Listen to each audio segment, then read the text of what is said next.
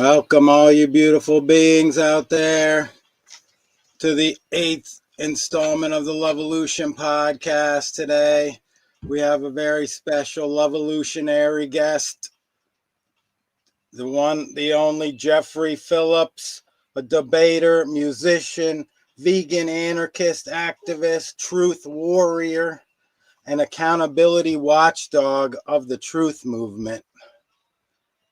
Jeffrey Phillips, how are you today? That was a very nice introduction. I'm doing great. Nice. Where are you coming to us in the world? The West Coast, California. Nice. La La Land or on San Fran area? We're in Central San Coast. Diego? Yeah, Central Coast. Oh, cool. Used to be from LA. Beautiful. From LA. Awesome. Spent some time in the Bay Area too, so I've been all over California. It's a interesting spot. Yeah, I lived there for 10 years, from 2002 to about 2012 in Newport, LA, and That's where I'm from, San Newport Fran. Beach. Oh yeah, wow. Yeah, I lived on 30th for a while. Wow, I lived on 42nd. Yeah. Yeah, I love surfing there. I started surfing out there, got my ass kicked by the waves, and anyway, back on the right coast. But anyway, we digress. So, brother, we want to get to know you today. How do we get back? Yeah, he'll pop back up. Okay. And if we didn't introduce ourselves, but yeah. I'm Amy, also known as Spirit, and yeah, I'm John Paul. We're the Levolution. We got our 2 young sons, Angus and Sebastian, conscious family, right? Knowing and know thyself to love thyself, freeing your mind control, and knowing natural laws, aligning with them, objective morality. The more I was researching our buddy Jeffrey, the more I realized we have a lot in common. Okay, we care about the animals, and we speak out for the animals because they don't have a voice. We got to speak out to our brothers and sisters out there in consciousness. All right. And peace starts on your plate. We got to. I don't know what just happened. There he is. Sorry about that. That's all right. So yeah, we were just going on about how peace starts on our plate. Yep. Oh, back to you, Jeffrey. What were your first 7 years like? Talk to us about your upbringing. Yeah, I grew up in Newport Beach, which is a very interesting, strange place. Very unique place because of how much money goes through that place.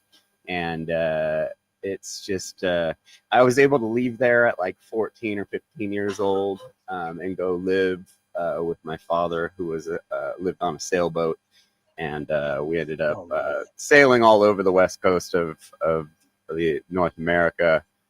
And so luckily I was able to escape the orange curtain young enough to not fully deal with the repercussions of living in a place like that. I have a lot of friends and my siblings and stuff who have had a pretty hard time growing up there. There's a lot of old money and a lot of children of old money and grandchildren of old money, and like that kind of, once you're living in that kind of environment long enough, you kind of evolve away from the rest of society, just because of the circumstance of most kids there are pretty rich, and like tend to have kind of strange upbringings when you're surrounded with that much money. But yeah. So Orange County, I was able to leave, luckily. There's Angus. What's up, dude? Is that blue eyes there? Does he have blue eyes? Yeah. Yeah, rare. Yeah. I have blue eyes too. We had him right. Yeah, we had him right here on the mountain. Free birthed right at home, and awesome. She did, of course. Yeah, amazing. And, I was born at home on a hippie commune in Santa Cruz, California. My mom was awesome and really ahead of the time, and raised me, or she had me at home with no drugs and raised me vegetarian. And I was pretty lucky. No vaccines, nothing like that ever in my life. So I was super lucky to have a very rare, cool mom during a period when there wasn't much, holistic stuff out there. There was like, kind of, it was like this late 70s. So it was like the end of the hippie thing and kind of like a weird era. But yeah, my mom was pretty rad. I was very lucky. So that's the best gift you can give your children. No vaccines, people. Yes. Best gift. And I have noticed, everyone's been sick around me my whole life. And like, I just never really got sick. Which was really cool because it looks miserable. And when I do get sick, the occasional kind I do get sick, I'm just like dying. I'm such a baby because I'm not used to it. But there, and I have a vaccinated child and an unvaccinated child, and my vaccinated child has been in and out of the hospital hundreds of times. It seems like, just with this, that, the other, all kinds of different, asthma, all these things, these skin problems, all kinds of stuff that my daughter just doesn't have, and she's never been sick. But yeah, it's not something, it's not good. It's poison, like it's like gross. Yeah. If we were supposed to have that kind of stuff in us, we'd have it in us. It's pretty gross. Absolutely. Yeah, that's Jeffrey. So you didn't have religious like programs put in, really? More open-minded parents? In Orange County, I like went to youth groups and stuff, and like I went to a private school for a while, and like so a little bit, but I never bought it. Like I was smart enough to be like, I don't really, this doesn't seem right. So, and then I was lucky enough to have my dad who lived in Northern California, and he said he was like a sailor. And so I ended up in Northern California in Santa Cruz for a long time. And that's where I kind of, I was like teenager experimenting with drugs and alcohol, but like I'm from Orange County. And I grew up during the cocaine epidemic in Orange County, so I saw like a lot of bad stuff around drugs and alcohol. And so in Santa Cruz, I was really into punk rock music and stuff. And I met some friends that were straight edge, which is like was a movement back. It's still around, but it based out of the 80s, 90s, where it was like punk rock kids that didn't do drugs or drink alcohol or smoke cigarettes and listen to a specific type of hardcore punk rock music. And then I got really into that, and through that I found veganism, and that there was a niche group within this group of vegan straight edge people that were also vegan and animal rights activists and petty tyrannists, and so I got very heavily into that, going to concerts, doing animal rights tables at schools and concerts and supermarkets and all kinds of stuff back in the day. PETA, I did a lot of stuff with PETA. We actually did a PETA table at a recent Morrissey show. So Santa Cruz was really cool because I got into the vegan straight edge thing.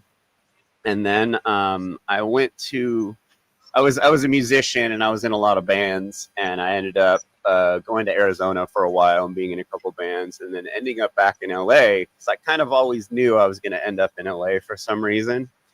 And LA consumed me like it consumes any young person who goes there, and I lost my touch with morality. I stopped being vegan. I started drinking alcohol, and I got in a band that got pretty big in the early 2000s. It was, I don't know if you guys remember MySpace. We were huge. We were the biggest band on MySpace. We were the first band on MySpace Records. So early social media. I took a band that I had that had never played a show or even rehearsed together and put it on the internet and made us big for the first time in history. No one had ever done that with a band. And so Pioneer. it was pretty fun time.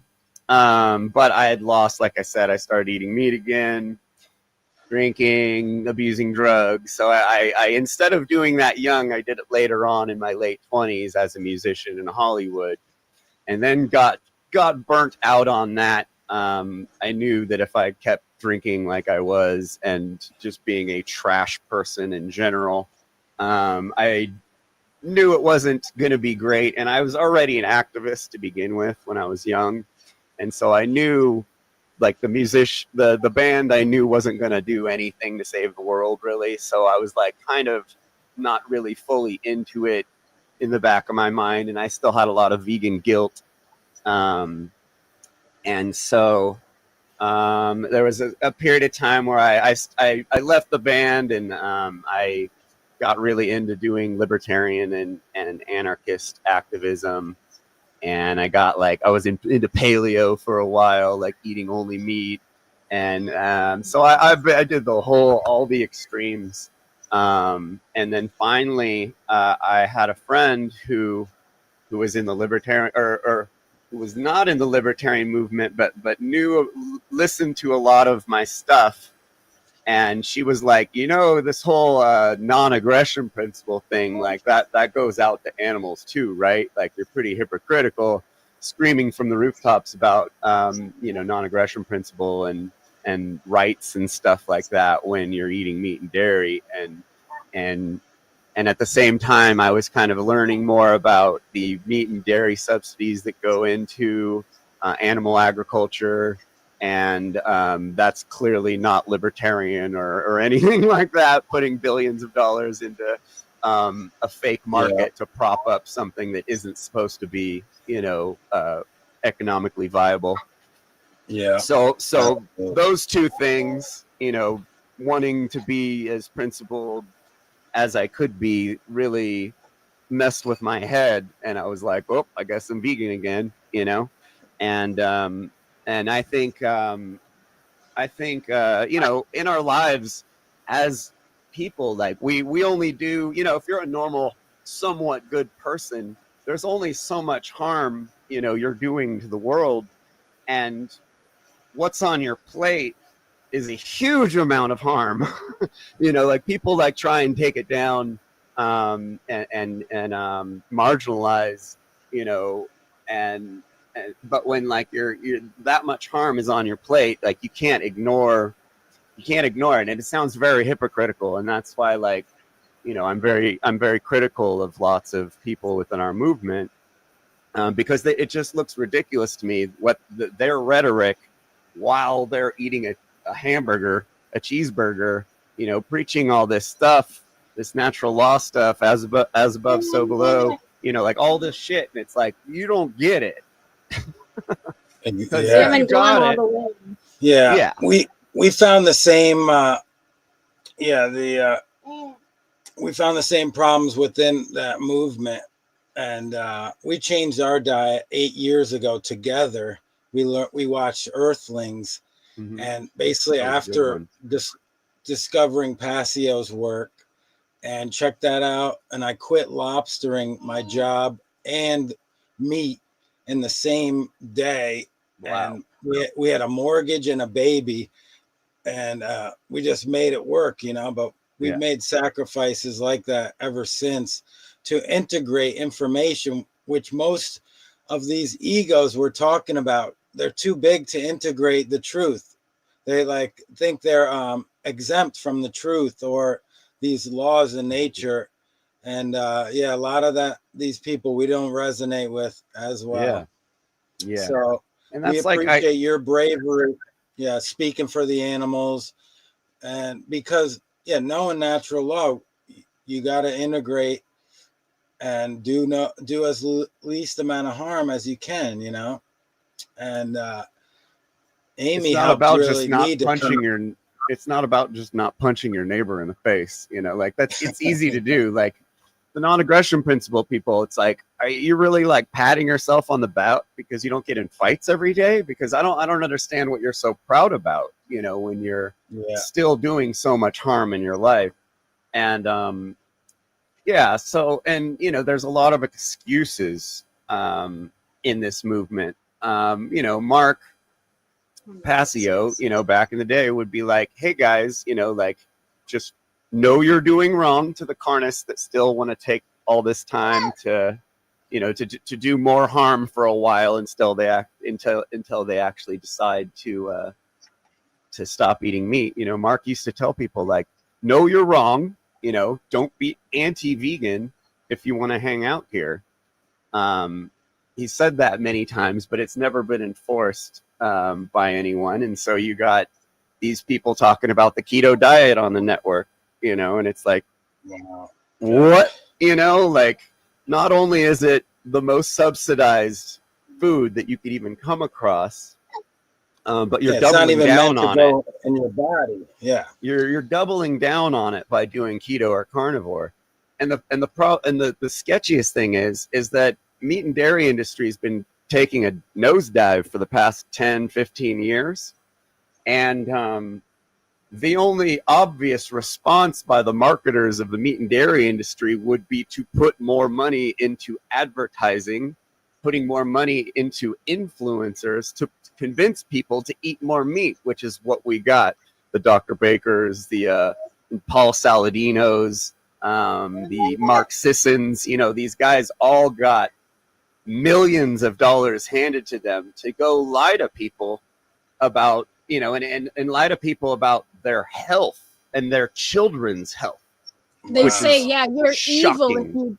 They say you're a bad parent if you don't feed your child dead animal flesh. Boy, I debated this. I interviewed this lady, Dr. Natasha. Oh, we watched that one. That was a great one. Well done. Your patience was amazing. How much patience you had with that moron. But go look at the comments. They all say I wasn't patient. It's so funny that they all said that she was the nicest person, and I screamed at her the whole time. It's so funny the denial these people have been in. That woman, in my opinion, is up there with Satan. She's absolutely. She has like. The groupthink involved and in this cult of Joe Rogan, let's just only eat meat and let's feed our children. I've seen so many carnivore mothers have babies come out and are in the hospitals for months. I've seen it happen 4 or 5 times. Michaela Peterson just happened to her. And I'm seeing my vegan friends have vegan children that are flourishing, that have no problems whatsoever. Yeah, you guys, like loads of people. Yeah. There are no white coats involved. Yeah. No. Eating only meat when you're pregnant. Eating, forcing. Okay, so Dr. Natasha, for one, who knows if autism is health related?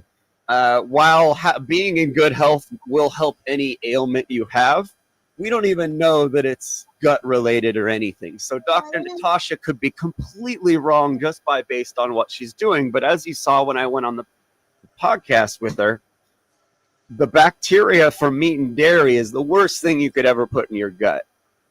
It's absolutely disgusting. Yeah, that causes all the bloating, right? Why we're so fat. Bombarding your children with the worst bacteria you could ever bombard them with while they have autism and they're already dealing with the issues around autism. It's mind-blowing. And then these people are like, oh, you healed my child. And it's like, no, autism tends to, when you work with it, get better over time. The body heals itself. Like all these carnivore dieters that are, oh, I healed my body by eating all meat. It's like, no, you got better because you heal. People usually heal over time. Our bodies are amazing at fixing things. So while that child survived autism on the GAPS diet, you for one set them up for problems later in life, health problems, and or completely did the opposite of what you should have been doing. But anyway, the denial around it and the cult mindset where everyone will just repeat and report to everyone, you know, like about how great these things are. But then we go into these. I'm a part of a lot of like carnivore groups, and I go in there and I see what these people are saying to each other, and I take screenshots and I go show everyone. All these people are dying eating this way. Wow. They're literally dying. They all have diverticulitis. They all have, you know, they're getting all these problems. This carnivore dieter I debated a couple times. I told him he was going to get scurvy, and like 2 weeks after our debate, he did a podcast where his just gums were bleeding, and it's like, dude, you have scurvy. That's like a pirate disease, bro. That's like something that no one gets scurvy in the 20th century. Like, no one's gotten scurvy since the 1800s. Like, that's crazy. Yeah. These people are completely in denial. But it's satanic. Go ahead. Oh. I just hit this. I think you're muted, Jeffrey. Oh yeah, you're muted, brother. I think. There we go. There we go. Back? Okay. There we go. So go ahead, make that point in the last minute there. The carnivore dieters that are convincing people to poison their friends and families, it's satanic stuff, and that's why you're seeing right now all the carnivore guys, now that they aren't getting paid anymore, they're like, oh, you know what? We were kind of wrong about that. You know, they're like, actually, I have my doctor, you know, my numbers are really, really bad. Like, these guys are all admitting to the testosterone's tanking, because if you don't have blood in your sugar, like sugar in your blood, if you don't have glucose in your body shuts down. You need, every cell in your body runs off of carbohydrates. And like, and so it's like, you're just shutting all your guts down in your brain and your hormone system when you're doing this stuff. So it's really evil stuff that's happening. And, you know, it's a product of how things are right now, and, you know, the de facto Satanism going on. Consequences. There's the consequences are bigger than you, right? Mm-hmm. And these people promoting that poison and violent worldview, it's coming back and biting them on the ass. People don't like seeing health problems like their karma, you know. They really don't want to admit that it's karma, but it's like the biggest karma, obvious karma. So we wanted to ask you about cannibals. Are we cannibals or carnivores? What do you think? We say we're cannibals because we're definitely cannibals. Because we're definitely not carnivores. We're not obligate carnivores. We are cannibals because we are. We and in my opinion, animals are in the same. We're in the same species as them. So, you know, we're, especially, you know, if you want to get really gross about it, you go look at the anatomy of pigs. Pigs are very close to humans. They're very smart. You know, eating pig is like, gross. And you know, there's a lot of religious, you know, groups don't eat pig because it's like, I know, they're too close to us. Okay, so because we always thought we're cannibals because you cut one of us up, we'll taste just like a pig. And in fact, a lot of fast food places are getting caught with human parts in their food. And we had a premonition years ago that they're feeding us to us, basically. And so why would you trust any of those, you know, grocery store, fast food, or any restaurants to feeding you, you know, nutrition? Yeah, I definitely agree. What do you know, brother, about fruitarian or breatharian? Do you ever? I know. I know a lot of. You know, being vegan, there's a lot of raw foodists and frugivores around. If I lived in like a fruit forest in Hawaii or something, it would be totally, you know, and I mean, doing raw till 4 is kind of like the city way of doing raw So it's like it's not the easiest thing, but if you can do it, it's kind of like supposed to be what we're eating. I believe we're so frugivores. I raw think we're foods frugivores. till 4 Yeah. in the afternoon. If everyone could plant a fruit tree, every week or something. I know. The That's what future we're trying to do. generation. Nice. That's Yeah. important. Nice. So, so what's the dumbest thing you've heard as a rebuttal from a meat eater, a meathead? Oh boy. It's almost like it's all on the same level of dumbness, because it's worse when it's people I know that are smart, I'm like, and it's funny because like on Facebook, I have loads of trolls that go crazy on me for the vegan stuff. But the second we agree on something, they're like, ah, and it's like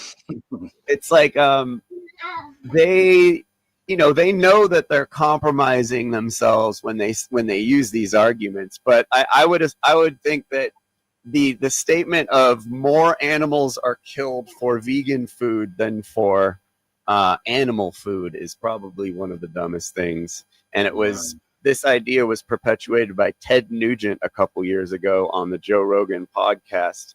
He made this statement that for every soybean, every bird within a 30-yard area needs to be killed. Every animal needs to be killed, and all this stuff.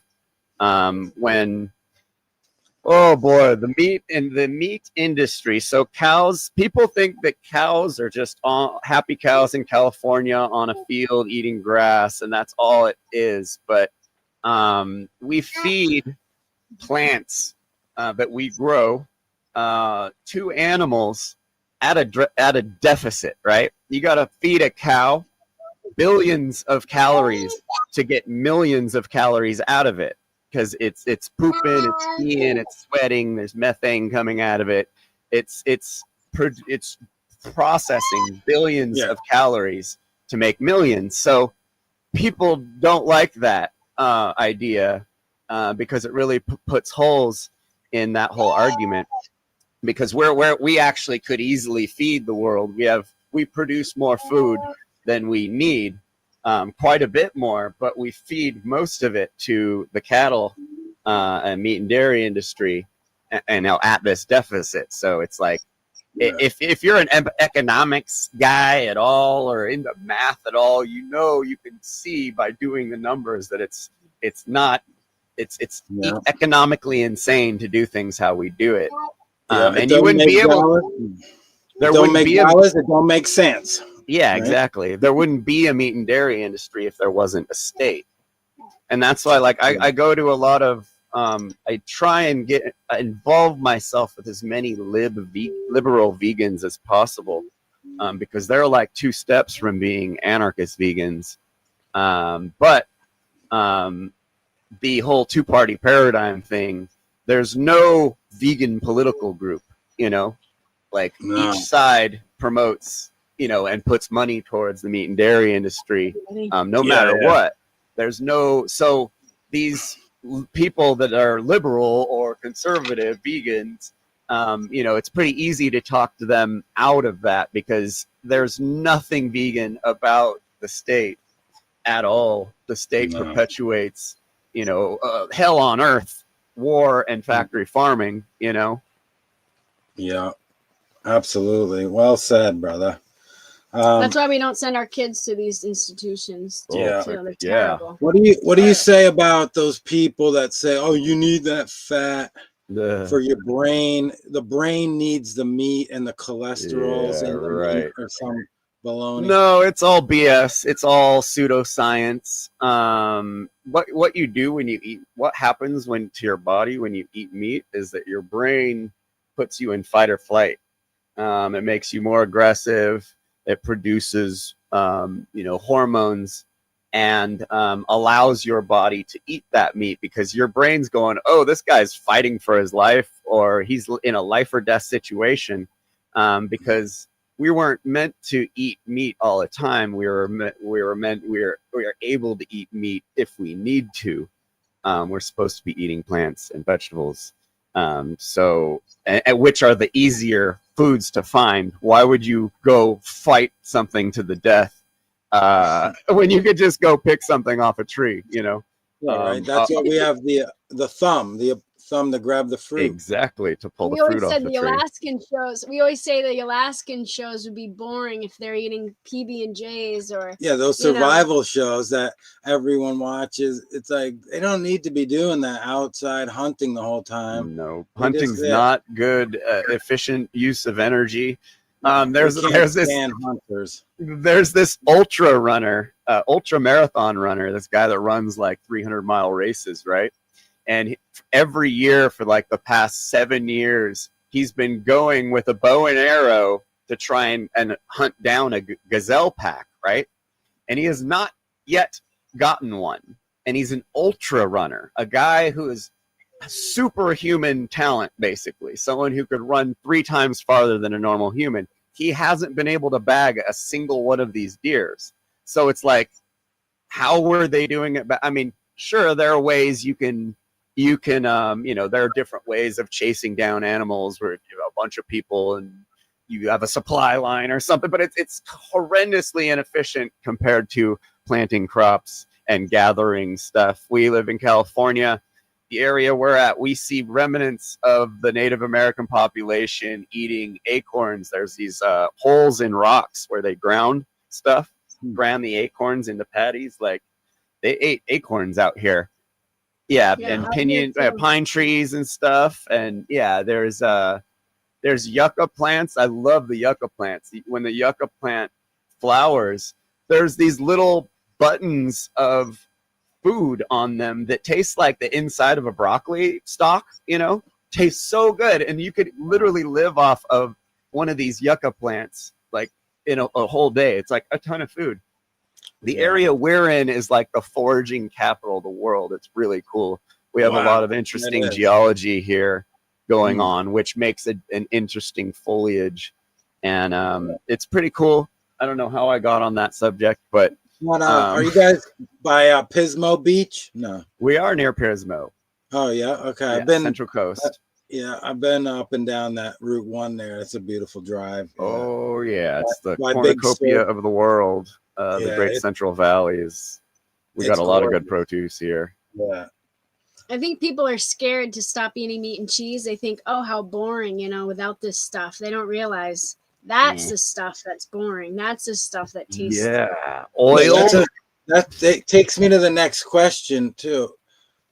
What do you think prevents the meatheads from making a change? You think it's family pressure, peer pressure, or tradition? Of course, societal pressure overall.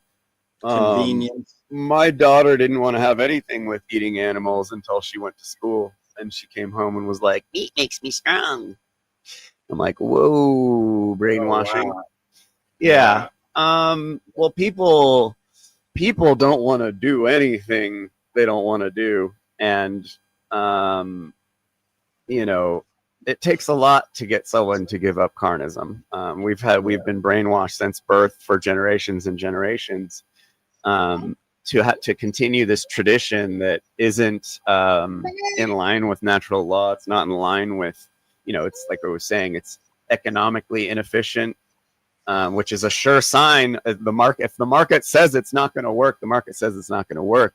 But our government props it up with billions of subsidies to keep it going, or else hamburgers would be $200 if you got the real dollar amount of like the harm done to the environment, the harm done to our bodies, the harm done to the economically going on, us all having, and like us as vegans, we have to pay. Our tax dollars goes towards those subsidies. We have no choice, and like. It's all about agorism and lowering the amount of taxation you allow, lowering the amount of government you allow into your life, and lowering the amount of taxes you contribute. But, we can't get rid of everything. We got to drive sometimes, we got to buy food, so those tax dollars goes towards meat and dairy, whether we want it or not. Which is bullshit. Whether there's a libertarian president or a Republican or a Democrat, they're going to be putting money into meat and dairy because these people are all immoral scumbags, basically. So Yeah. You know. And that, yeah. With that, we're eating fear, we're eating death and low frequency, right? So we're going to stay in a low frequency of fear, death, and then they can easily control us. Where love and the higher frequencies create a world they can't control. That's from George Orwell's 1984. But a Lovolution, they definitely won't be able to control. When we unite in love, in truth, that'll lead us to freedom. You know, that care for truth with loving thyself, knowing thyself, and we can care for the animals, pull them out of their misery as well as humanity. Like you're saying, simultaneously, we can free ourselves, you know? Yeah, the hormones that are released by these animals in these farms, especially the last minutes of their life, is still in their bodies, and that's mammalian hormones that transfer to our bodies. And you know, everybody's wondering why they're sick and depressed. It's pretty obvious to me. You know, if you're eating something that was that sad, that's going to transfer to you in some way. Absolutely. Yeah. We are what you eat. Yeah. Yeah. Children's clothes are made for meat eaters too. We've noticed, like, the sizes are so huge for like a 4-year-old. Holy cow. Because we're blowing them up with the dead, decaying animal flesh that gives off the noxious gases, and we get fat and bloated. Yeah. Yeah. And we stink. Yeah. And we smell. So stinky. Yeah, we're leaching all that crap. Even even a meat eater's crap you can't even put in your garden because it's toxic and it'll kill they're polluting our environment quite a bit, and we have to deal with it, and we're the assholes. Yeah, we're the and we don't stuff a turkey's ass on a certain day.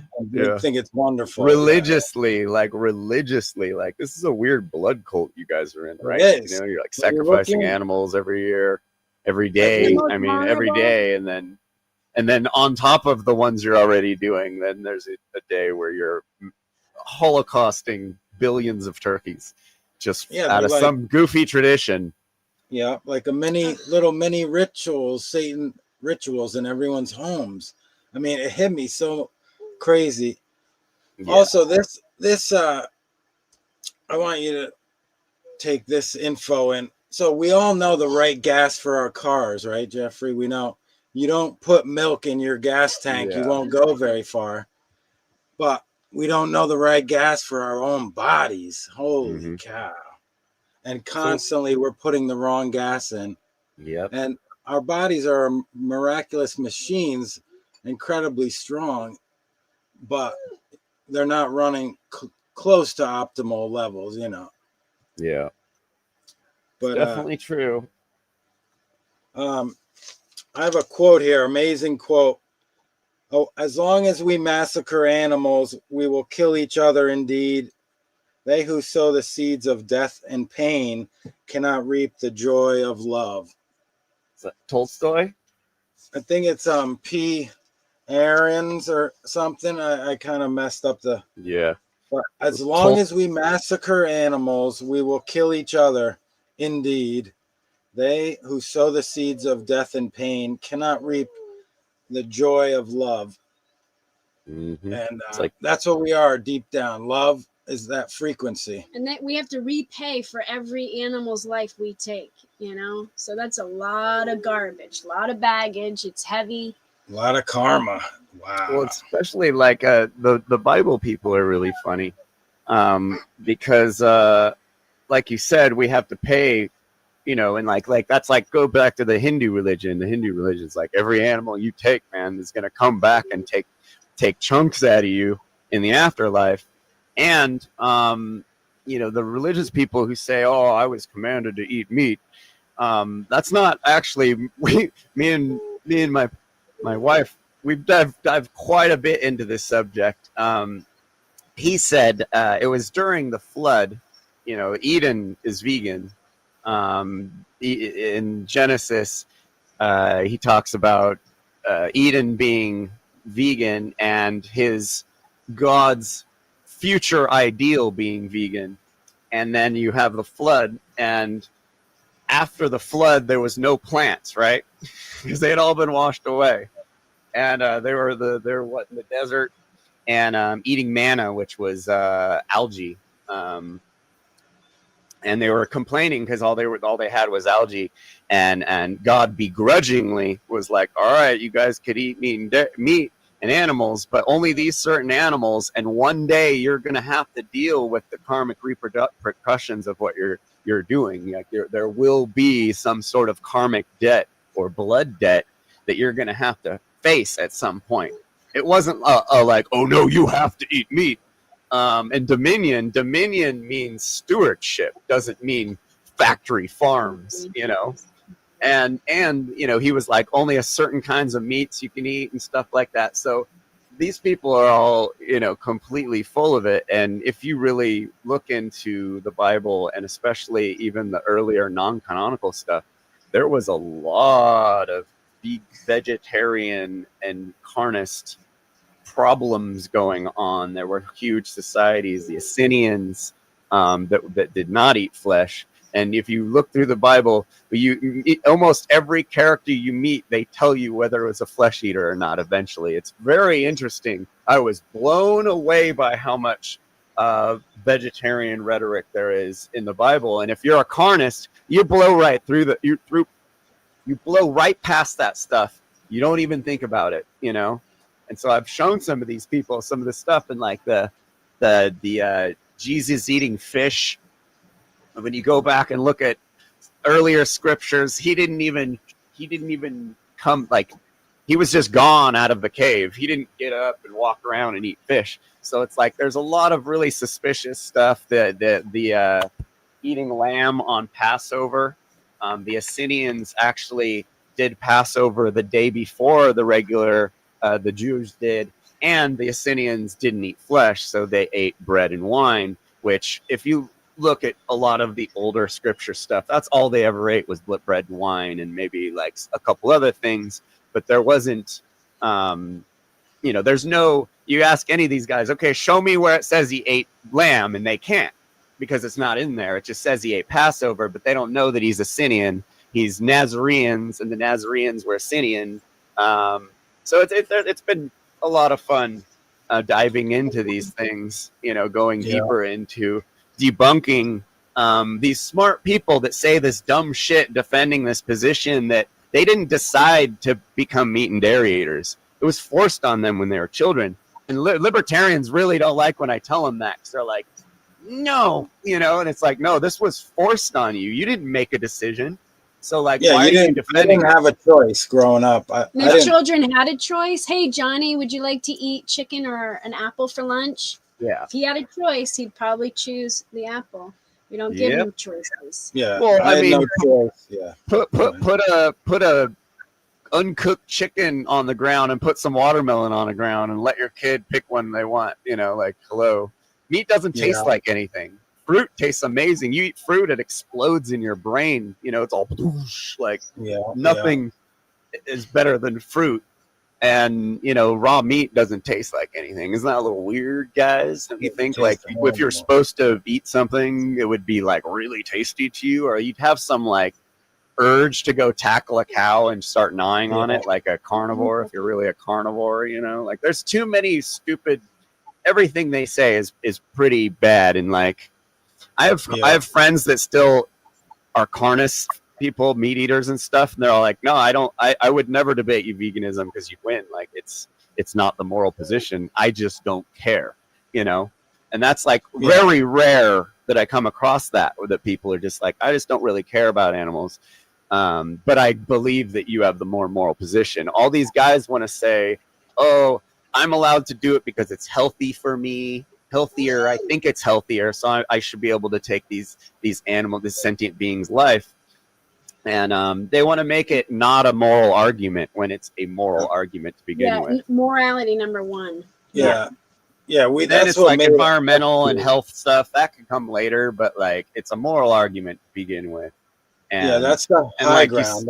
Yes. Like you said with that quote, like Leo Tolstoy said, as long as there are slaughterhouses, there'll always be, or as long as there are slaughterhouses, there'll always be battlefields. And it's like, these guys just don't get that, like, the law of correspondence. That's what's going on right now.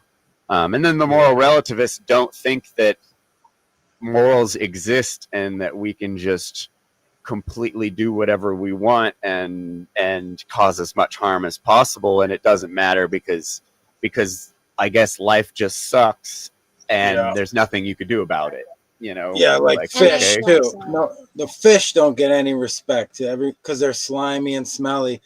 But I've been a fisherman, and you know, they feel pain like 10 times worse on their externally, like a fish flapping on the pavement, you know. So I've killed and millions of fish. If you love yourself, you take that animal, no matter what it looks like, as yourself. So you don't want to harm anything. You wouldn't want to be hooked up, you know, when you're swimming along, enjoying your day. Exactly. Don't do to others what you wouldn't want done to you. It's wild when I have people that are just like, no, it doesn't matter. And it's like, no, you wouldn't want to be killed, right? Yeah. You know, like, how is this so hard for you to understand? You wouldn't want to be killed for no reason, correct? Yeah. And they're just like, oh, it doesn't matter. And it's like, okay, so that means there's nothing that humanity can do to make life better or make things better than they are now. That's what you believe, really? Like, we have no control over making the world a better place? Like, that's what the moral relativists are saying, basically. There's no control. We have no control over our condition and our environment.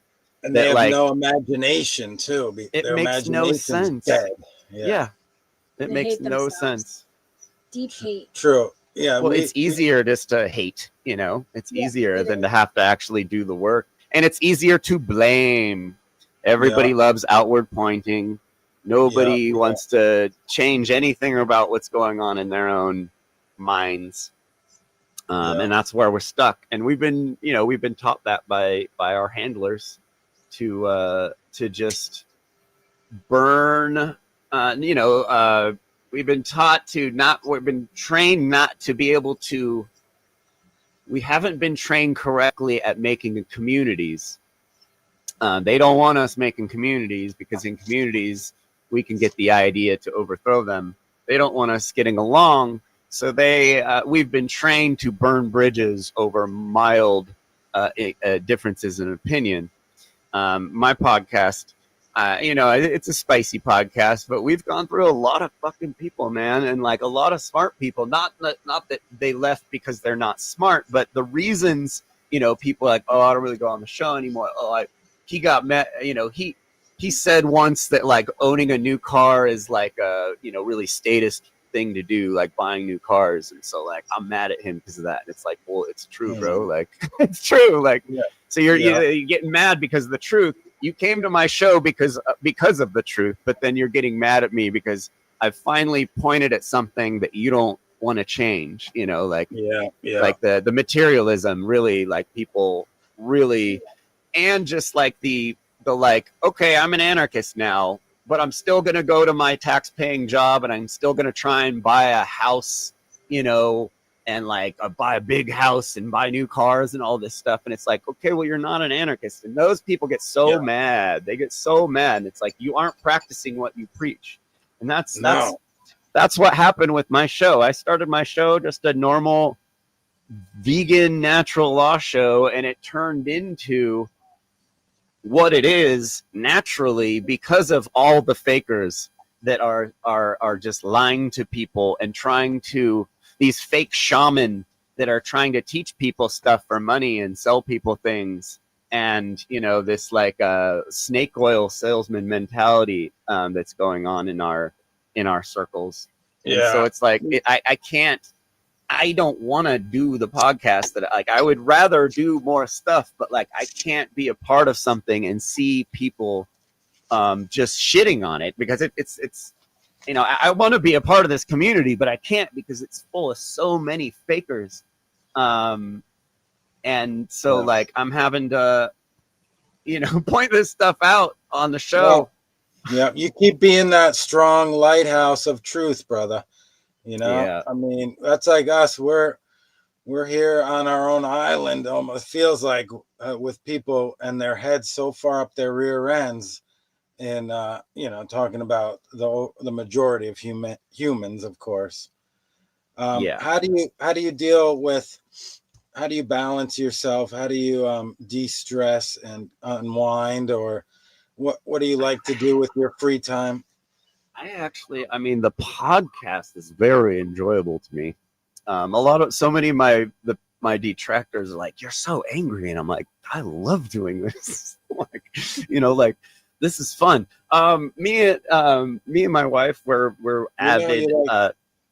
What's that? You like to ride bikes, right? Ride the Yeah, we're big road endurance cyclists. We go do we ride road cycling and gravel cycling. We do races and stuff like that. I've chilled out with the races though. These days I just kind of ride behind the race with some tools and help people work on bikes. But Allie's a superhero like on a bike. She's super fast and can just ride all day. She'll go do like 130-mile ride that has like 9,000 feet of elevation, like up in the mountains. She does crazy. And then I got all these guys on Facebook being like, vegans are weak, and I'm like, I don't know. I'm 47 and I'm beating dudes in races that are half my age that eat meat and dairy all day, And the truth is, you can't look vegan. You can't look like a meat eater. Like you look how you look like mostly because of genetics. Like, sure, you can get fat if you're eating like crap, but like this whole one's healthier than other versus, it's back to this health argument that isn't the moral argument. Yeah, because the health is out from the inside out, so you can't really see your health. And veganism, vegan isn't a brick of a product that is something that all vegans eat. You can be a very unhealthy vegan. When I was a kid, when I was 17 and vegan, I was horrendously unhealthy. All I ate was red vines and soy milk all day, because it was like a time there was not. It was in the 90s. It was very hard to be vegan, and like I just thought since I wasn't eating a McDonald's that I was healthy, but I was actually like severely allergic to soy, and I was drinking it every day. So it was just like, it was awful. But you can be very, very, very, you could be the healthiest person in the world vegan, or you could be the unhealthiest. It's all about how you do it. And same for, people who eat meat and dairy. They could be super freaking healthy, or super unhealthy. So this whole vegans are unhealthy or whatever, like it's just white noise. It doesn't matter. Like none of these arguments really matter except the moral one. Yeah. And the ego does not like being told that you've been fooled. Sorry, you have to make a change. Mm-hmm. It cannot accept that. Well, that's why vegans are so shit on, because we remind immoral people of what they're doing wrong. If we weren't here, no one would have to think about, the fact that they killed 4 animals a day just eating, and it's like we never, it's complete imbalance. And it's funny because I get so much flack from these guys, and it's just like, it's not hard. Well, Mark said a couple things that the Carnists in the network really like dwelling on. The fact that it's unhealthy to go vegan overnight. That's a BS excuse. It's one of the few things I horrendously disagree with Mark on. I've personally gone vegan overnight twice. I've watched people on my show go vegan overnight. I had a vegan doctor named Peter Rogers, who's a badass, Harvard doctor, legit doctor, real doctor, say that there was absolutely no problem going vegan overnight. There's nothing your body doesn't like about its natural diet. Like going back to your natural diet doesn't cause problems.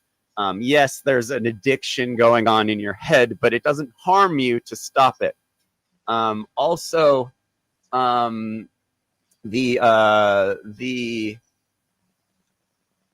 one I hear a lot of people use that excuse. Oh, I'm gonna go vegan someday, and Mark took 12 years, so that means I could take as long as I want, basically.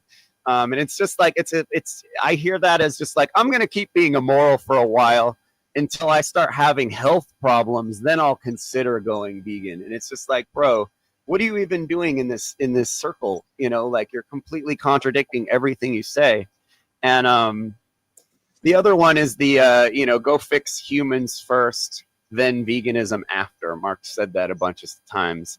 And I go out into the vegan community, which is mostly liberal. And in that community, they're very like, oh, only focus on vegans. Don't do anything that has to do with humans fixing themselves. And I go to both these guys and go, hey, well, can't we chew gum and walk at the same time? You know, can't you be a human rights activist and eat vegan for breakfast, lunch, and dinner? Is it really that hard? Because I've seen so many guys, especially on the network, they say, oh, that's their excuse. And it's just like, you heard Mark say that once and you ran with it and you're using it as an excuse, and it's kind of a bummer. And Mark's, and because Mark thinks we need to fix the humans first. He gives everyone the out to not take veganism seriously, which is kind of a bummer. And he's not ever going to call him out on it because he thinks it needs to be a personal choice. We've all heard what he said before, but it bums me out because I feel he's left a lot of people in the cul-de-sac because of that mindset, because we can be human rights activists and vegan activists at the same time. I recently interviewed Gary Yourofsky, who's a badass vegan. Yeah, we saw that one. That's a great one. Yeah. And he doesn't think we should focus on human stuff at all. And I'm like, both these sides are wrong. Like, it takes fixing what's in humans to spread veganism, and vice versa. Like the Leo Tolstoy, like imagine if we went vegan. Wouldn't the obvious next step be to stop killing humans after that? If we could stop killing animals, and vice versa, it's like it both needs to happen at the same time. But these people take these positions of, no, we need to focus. We need to put all our effort into humans, or we need to put all our effort into animals. And it's like, okay, well, this is why we're not getting anywhere. Yeah. Like, obviously, this is why we're not getting anywhere. I think, like he's saying, we can do both, or like you say, humans, it's tough though. We have that fixed BS belief system where animals, we all see these animals getting tortured, and anyone with a heart wouldn't want anything to do with it. The people in these factories that change over because they don't want anything to do with it. It's all wrong. And they probably wake up with freaking nightmares, the people that doing this stuff. Man. Yeah. The fact is, they specifically get people out of the prisons, out of the military, low income. They target these people to go work in these factories where they destroy their brains. And it's so funny when I see carnists, they're like, oh, it's just me. It's just animals. It's just animals. It's like, no, dude, like, you're dumping your karma on some guy that has to slit cows' fucking throats all day. You think you're not affecting that guy by paying him to do that? And they think they're absolved of the karma of that. It's like, no, like, you're putting, you're getting bad karma because you're putting all your karma on that guy. It's not just animals being harmed. And in wherever they put a factory farm, crime goes up in that area. Pollution goes up in the area. Asthma, like all this shit. Yeah. Like, it's never the aggression, the violence. Yeah. You don't have a factory farm where like fruits and vegetables are growing out of it. Like, it's the complete opposite. It's hell on earth. And it's really gross that they target, they get people. Oh, you're in prison. Oh, guess what? We got a job for you when you get out. Killing animals all day. Wow, that's really going to help that person. That's really going to rehabilitate that person. Like, holy shit. Yeah, it's almost like. Sorry, go ahead. Honey. I saw that video of the cow being murdered on your wall, Jeffrey. It was so sad. The haram. No, not haram. What's it called? The halal. The halal cow. Yeah, Oh my they're goodness. in order for their religious the Muslim religion requires the cow to be hung upside down and blood and its throat cut while it's alive, for some reason. Yeah, dumb beliefs. Another Yeah. belief. Yeah. Beliefs are lies we tell ourselves. We got to know thyself and know the truth, not believe. Don't believe some dipshit lies. Look, do your own research, folks. But anyway, we wanted to end it, Jeffrey, with some we got so much. This is kind of just an intro talking with you because but we can only usually do an hour. We got kids and whatnot. Yeah, no, I hear you. But we want to give this kind of rapid fire questions. Have you ever spent a night in jail? I have. One night. All right. It sucks, huh? Yeah. Yeah, no, it was awful. I was like 17 or 18 or something when it happened. It was just, I'd just not gotten some ticket taken care of. And they just threw me in overnight just to make sure that I took care of my tickets next time. And it was very, very, very miserable for sure. Well, yeah, it's terrible what we do to each other as a species. I'm not sure it taught me anything. No, nothing at all. But how about Sasquatch? You ever seen Bigfoot out in the woods? Nope. No. Okay. Any UFO encounters or non-terrestrials? I've seen some crazy lights in the sky, especially around some military bases, but I can't say if they were extraterrestrial. Gotcha. All right. Wow. What else do we have here? Rapid fire for Jeffrey. Oh, are you a day bird or a night owl? Day bird. Yeah. Okay. And do you have any pets? Yes. We have a dog named Bubba. Bubba Kush. Oh, nice. Bubba. That's what our youngest son calls his brother, Bubba. Oh, that's cool. It's awesome. An easy one. Yeah, exactly. Easy. And what motivates you every day? Woo. Well, that's not a kind of a quick one, but you go ahead, answer that one. We got another for you. Love. Nice. Yeah. That's a beautiful answer. Yeah. Nice. And what would you say to the youth if you had a room full of young kids? What would you say to them? Oh, teenagers, Well, you have kids yourself that age. Yeah. So. Dang. I actually, I have on my YouTube, I have a series that I'm doing that's like health, that's life advice for kids and people that aren't kids. Yeah. And adult kids, yeah. Adult kids, yeah. Geez, don't go to college. Don't buy a new car. Don't have like debt. Don't have like buying a house as your life purpose. Don't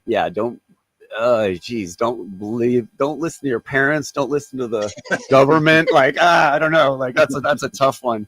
Don't listen to, just go against the grain, do the opposite of what everyone else does, or think the opposite.